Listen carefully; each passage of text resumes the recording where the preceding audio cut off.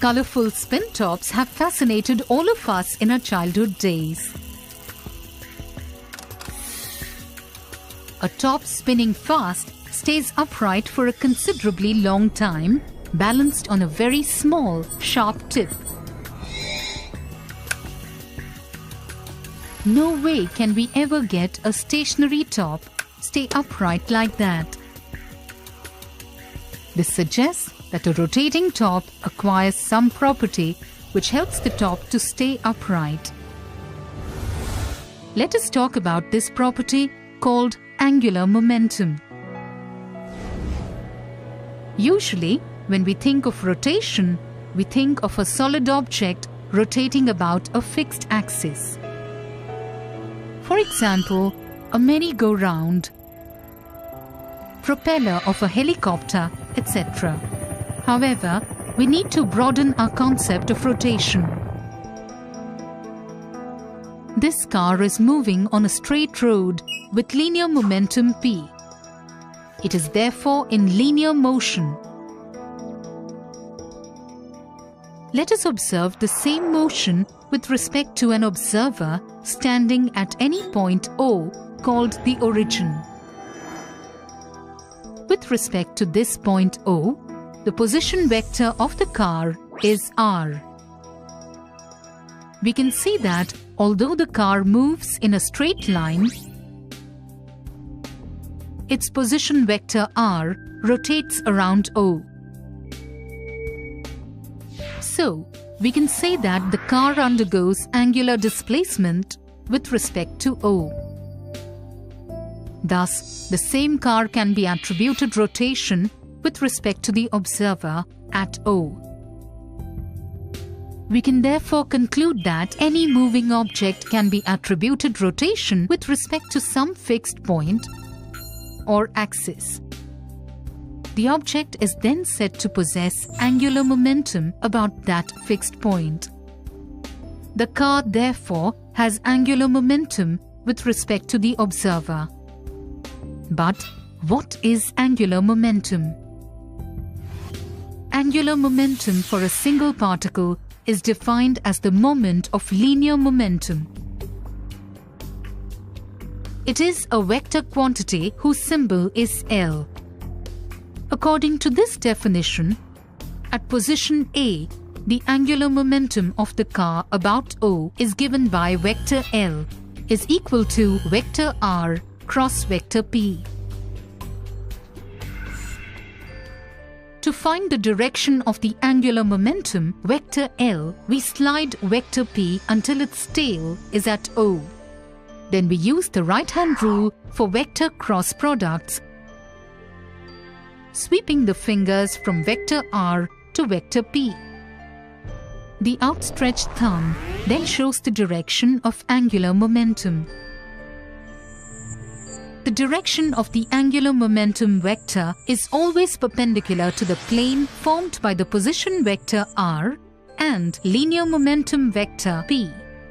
The magnitude of angular momentum is pr sine theta, where theta is the smaller angle between vector r and vector p when these two vectors are tail to tail. It is equal to PR perpendicular or RP perpendicular. Here, R perpendicular is the component of vector R perpendicular to vector P, and P perpendicular is the component of vector P perpendicular to vector R. The SI unit of angular momentum is kilogram meter square per second. Clearly, for the observer standing at O, the car always has some finite angular momentum. Does the angular momentum depend upon the choice of origin? Let us find out by viewing the same motion with respect to another observer standing at O'. We can see that the angle between vector r and vector p is always 0. So, sine theta is always 0. As a result, the angular momentum of the car with respect to this observer is always 0.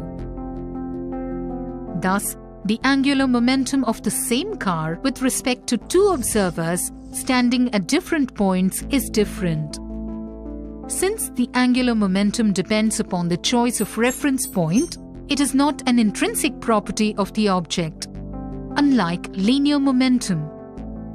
Also, it can be shown that the rate of change of angular momentum of a particle is equal to the external torque acting on it. It is very clear that if tau is equal to 0, dl by dt is equal to 0, which implies that L is constant. This law holds for many particle systems as well. A spinning top also possesses angular momentum about the line AB, whose direction is given by the right-hand rule. If we neglect friction, we can say that there is no external torque acting on the top. Thus, there is no change in its angular momentum. Therefore, its angular momentum is conserved. It means that neither the direction nor the magnitude of angular momentum changes. Hence, it keeps spinning in an upright position. In reality, under the action of external torques arising due to friction and gravity, the top gradually slows down and falls.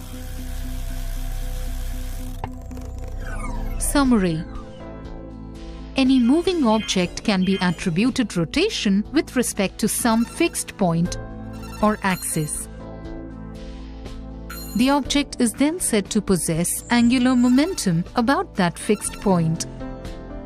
For a single moving particle, angular momentum is defined as vector L is equal to vector R cross vector P. It is a vector quantity. Since angular momentum depends upon the choice of reference point, it is not an intrinsic property of the object. The rate of change of angular momentum of a particle is equal to the external torque acting on it.